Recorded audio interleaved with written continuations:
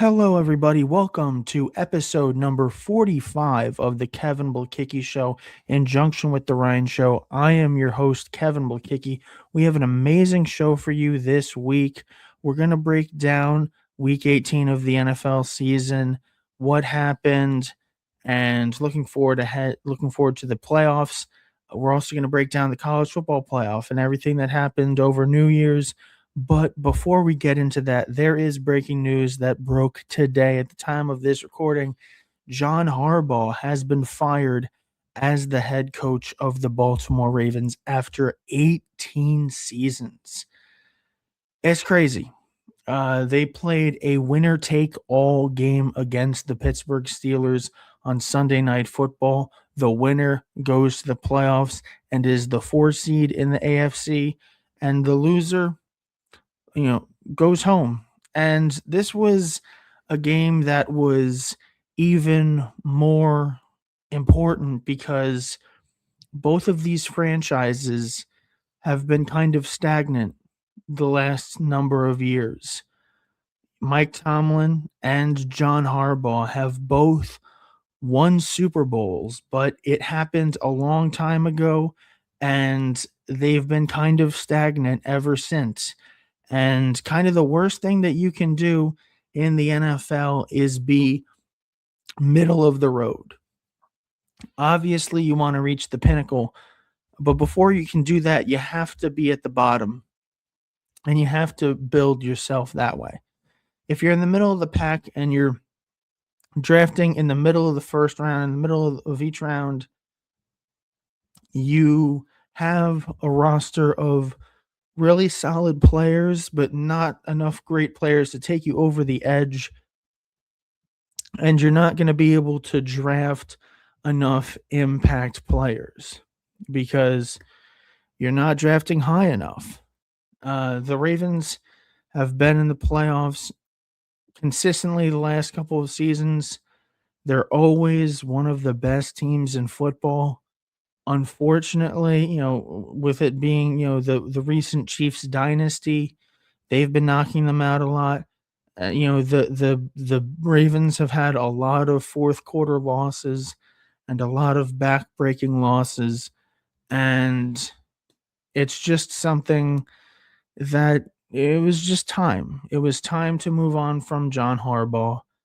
It sucks. Obviously, he is the number one coaching candidate right now. I mean, everyone and their mothers should be on the phone trying to get this guy, including the Jets, who are probably going to run it back with Aaron Glenn, who was horrible this season. We're going to get to the Jets. We're going to get to their disastrous Week 18 game against the Bills in the last game at Highmark Stadium before the Bills move across the street to another Highmark Stadium.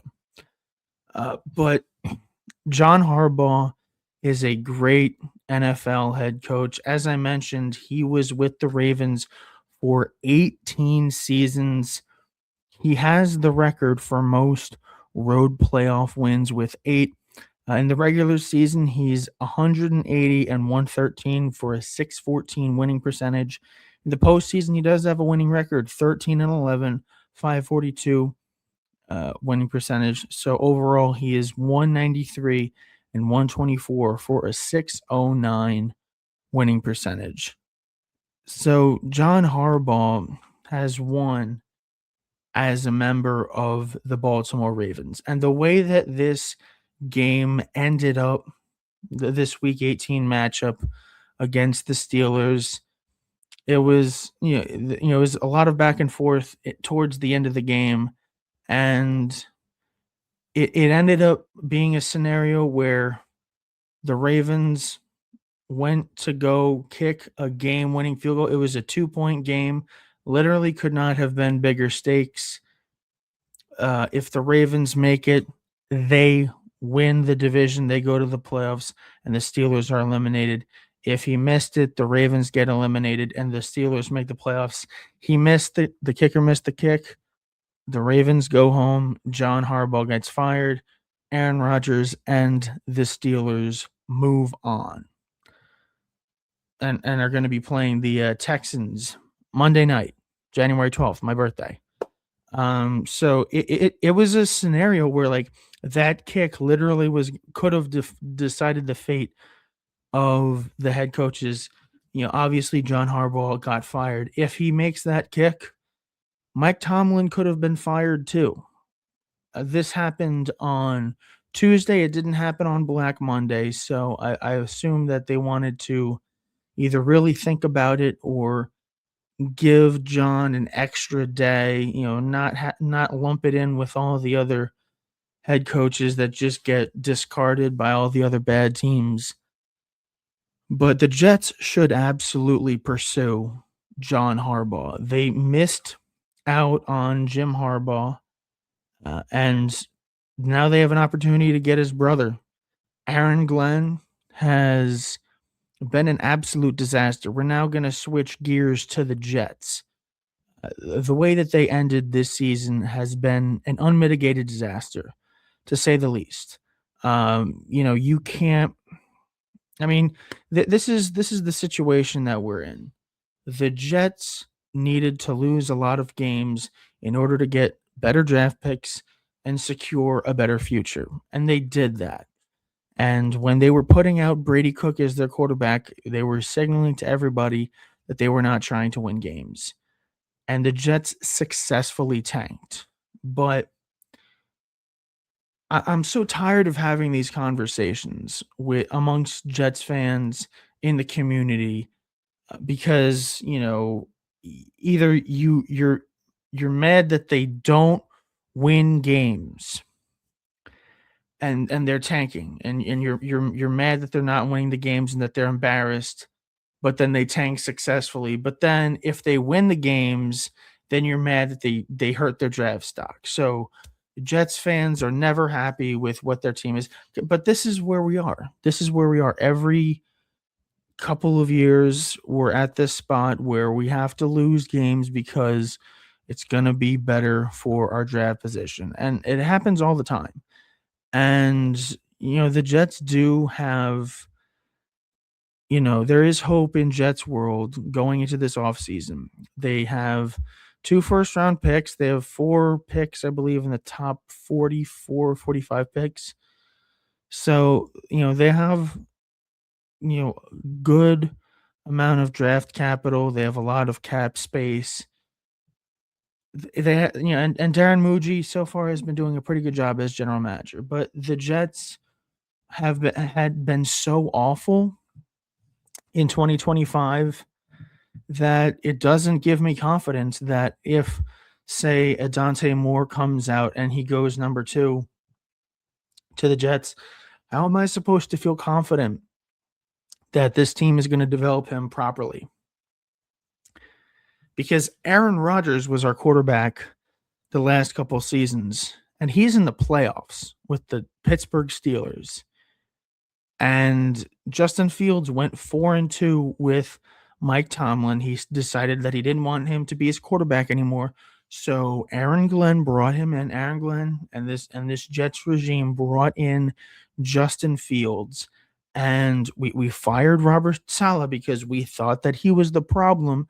And we got this young quarterback who's shown some flashes of success, hasn't really always put it together, but a young talented quarterback we brought in, and we immediately went 0-7. We were trying to win games and we went 0-7. Then the unfortunate passing of Nick Mangold, maybe that sprinkled some fairy dust onto the team. They were able to win 3 out of their next 5 games, and they looked like they were finally putting things together. The losses when they started 0-7 were at least competitive, and then the wheels started to fall off because they set the record for most losses in a row by 23 or more points. They lost 5 straight games by 23 points or more, which has never been done in the history of the NFL. They went an entire season without recording a defensive interception. Mind you, their head coach was a cornerback. His job was to intercept passes and, prevent wide receivers from catching balls, and they literally could not get a single interception on defense this year. And they also had the fewest turnovers in NFL or takeaways in NFL history with 4 the whole season. They forced 4 turnovers the entire year. Not to mention the fact that Garrett Wilson was the leading receiver for the Jets this year, and he hadn't caught a pass since October 12th.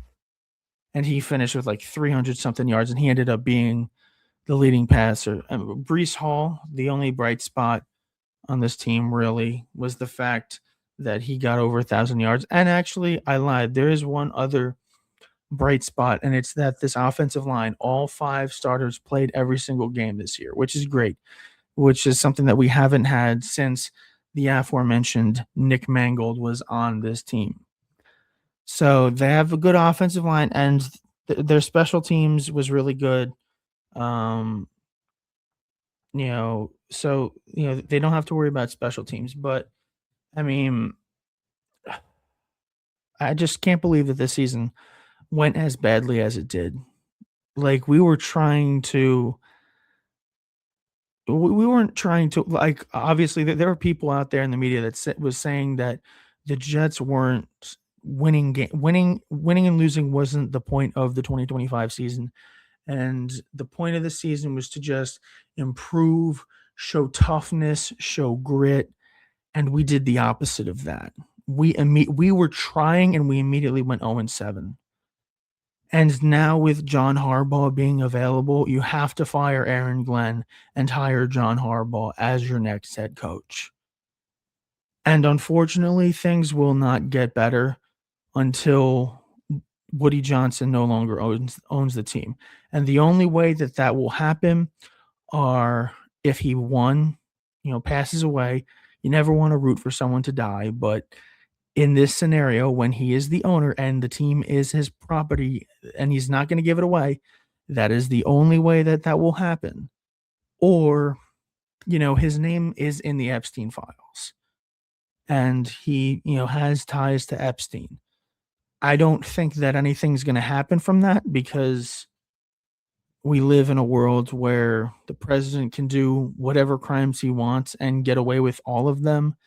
Everyone is in his pocket, and he's not going to go down because then everyone else goes down. So they're not going to come after him because he's going to take everyone down with him. So if you're hoping or praying that something's going to happen with Woody Johnson where he has to sell the team because he was in the Epstein files, that's not going to happen. So he either has to retire or sell the team on his own, which I don't see that happening. He's probably just going to give it to his son when it happens. So it's going to stay in the family. So, I mean, there is no hope unless the Jets accidentally stumble their way into finding the right head coach and the right quarterback, because there's no hope that this team is ever going to get the quarterback situation correct. We've tried everything. We tried drafting quarterbacks like Mark Sanchez. Mark Sanchez ended up being a pretty good quarterback for us. We tried that Sam Darnold. That didn't work. Geno Smith, and now we're seeing Sam Darnold win 14 games in back-to-back seasons for the first time since Tom Brady did it. They're the only 2 quarterbacks to ever do that, win 14 games in back-to-back seasons. And it took Sam Darnold not being a Jet to do that. He's been with the Vikings and now with the Seahawks. He was a good quarterback. And Geno Smith had a pretty decent career after leaving the Jets. It is the Jets' fault. And you see, like I mentioned, Aaron Rodgers in the playoffs, despite immediately after leaving the Jets, makes the playoffs. So we went with Hall of Famers like Brett Favre, Aaron Rodgers, didn't work. You went with a veteran guy like Ryan Fitzpatrick, didn't work. You drafted guys, didn't work. You acquired a guy like Justin Fields. You thought he might be a good guy. It didn't work. Nothing has worked. From the quarterback perspective. So there's no reason for me to believe that even if the Jets are somehow able to get Fernando Mendoza or Dante Moore or a quarterback next year like Arch Manning, there is no hope for this Jets team that anything good is going to happen. But that does it for the first part of this Kevin Blekicki show. We will be back after these messages.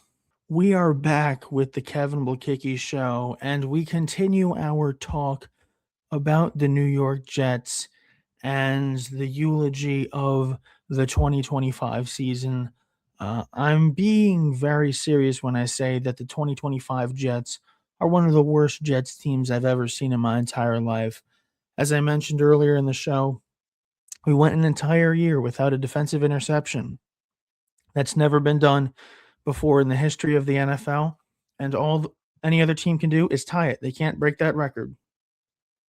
They also have only had 4 defensive takeaways the entire year. That is also a new low in NFL history.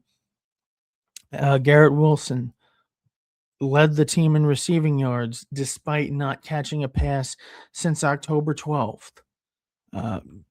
On Sunday, Brady Cook was the Jets' leading passer with 60 yards.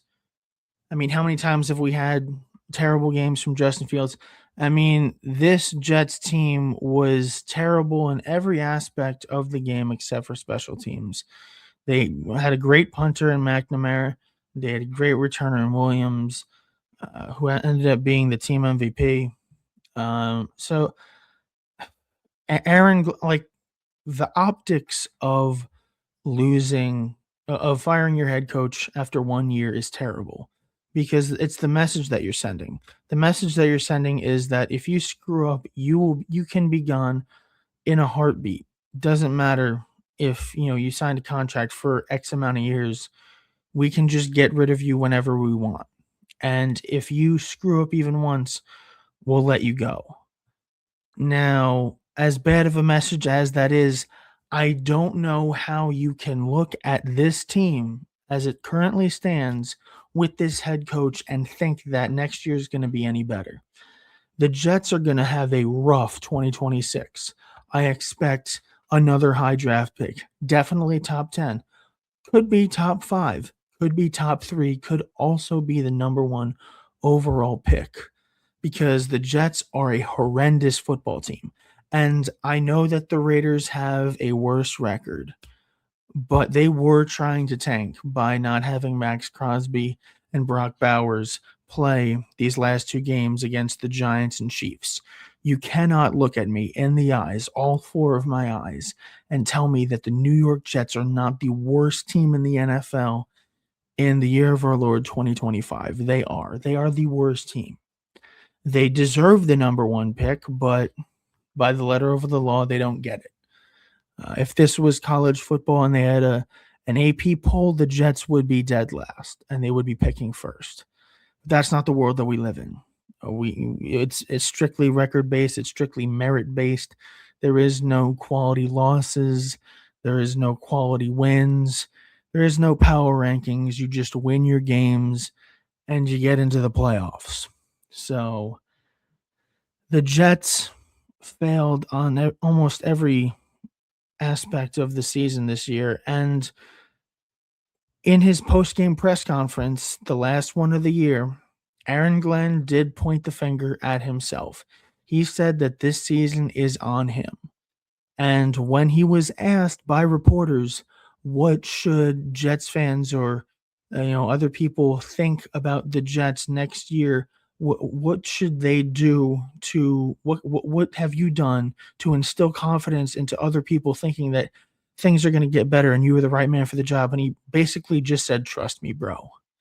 He said that you just have to trust him and that, they're working on something. It just, the places are still being put into piece, which is total bullshit. It's total crap. We all know that Aaron Glenn has no idea what he's doing. And what bothers me most is his arrogance. He thinks he's the smartest guy in the room when in fact he's not. He has a lot of issues to go through. He is just not a good head coach. And this was one of the worst coaching jobs I've ever seen from any team, especially the Jets. And that's saying a lot because we've had a lot of bad coaches. one play in particular for the Bills game, Week 18, that really bothered me was there was a 4th and 1 play. I don't remember where it was in the field. I think it was close to midfield. It was 4th and 1. So what did the Jets do? They don't hand the ball off. I mean, they didn't have Breece Hall in this game, so it's not like they were having some, all pro level running back there. But instead of doing like a tush push or something like that, they line up in the shotgun. Why you were lining up in the shotgun on 4th and 1 is beyond me. That is something that stupid people do. And so they're in the shotgun.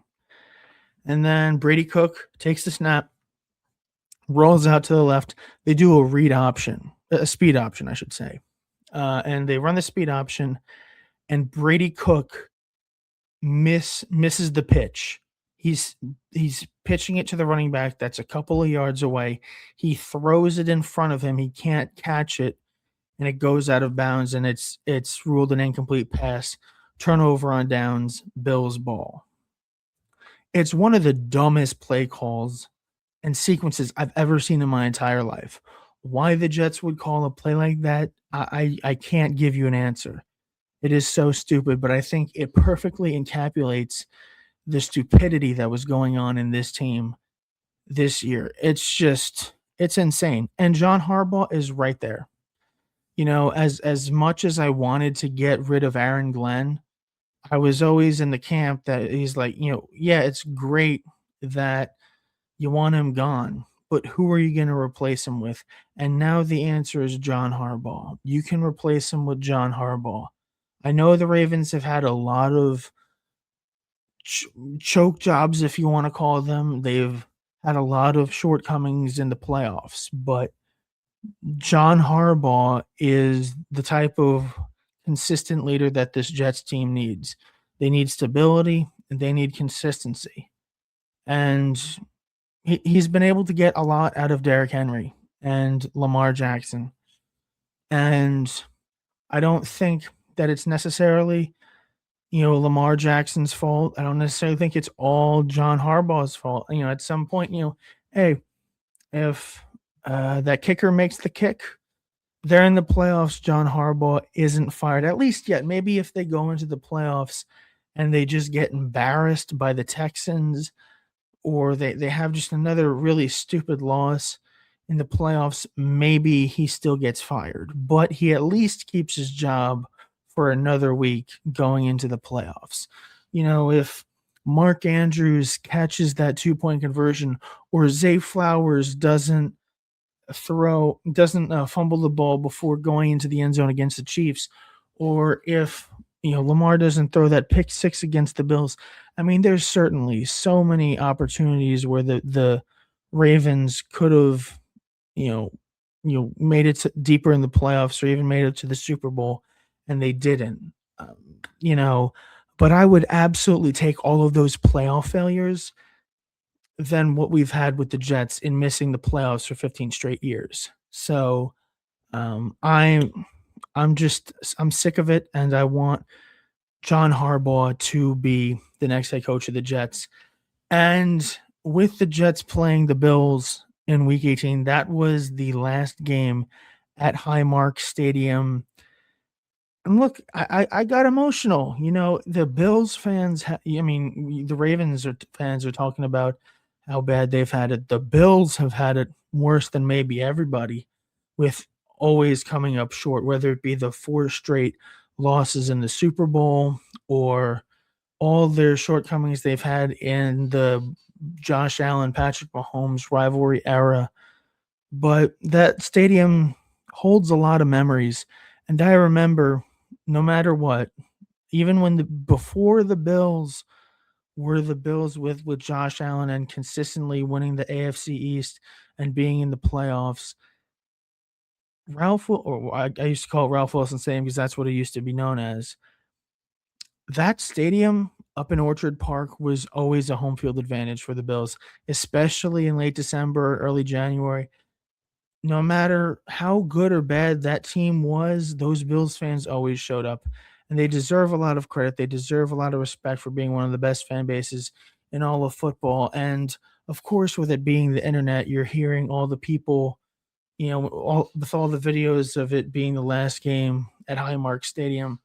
You hear all the fans being like, "Oh, there's no banners that they have to move to the new stadium," and it is what it is. They've had their shortcomings in the postseason, but that stadium is historic. Those fans are great. They definitely deserve better, but they're one of the best fan bases in football. And we're going to close out this show by talking about the college football playoff. We now have our final four set. We have the 10th seed Miami Hurricanes after knocking off the Ohio State Buckeyes. They'll be playing the 6th seed Ole Miss Rebels. And then we have a Big Ten matchup between number 5 Oregon and number 1 Indiana. And let's go through these games, these quarterfinal games. Miami upsetting Ohio State. This game was only a 10-point game, but trust me, it was way more lopsided. Ohio State couldn't do anything on offense, and that game was absolutely dominated from start to finish by that Miami Hurricanes defense. And that Ole Miss team is going to have their hands full against Miami. Miami is a very good team, and they are trying. And if they win this game, they're going to have a chance to win a national title on their home field, which is obviously going to be a great thing. And with this Final Four, we have the Miami Hurricanes, who haven't won a title since 2001, and then all three other playoff teams that are still left have not won a national championship. So we're either going to have a first-time champion or a first time in a long time. So that is great for the sport of college football. There's a lot of issues with the portal and NIL and stuff, but the parity is at an all-time high. There's a lot of new blood that is rising to the top and dominating the sport of college football, and that is great. We have to talk about the Alabama and Indiana Rose Bowl game. That was belt to ass if I've ever seen it. 38-3 by Indiana over Alabama. I've never seen Alabama football lose a game that big by that much. Kalen DeBoer is definitely going to be on the hot seat entering next season. I mean, this is not a loss that you have under Nick Saban. It's just not, they are very spoiled for all the success that they've had, not just with Nick Saban, but with Bear Bryant as well.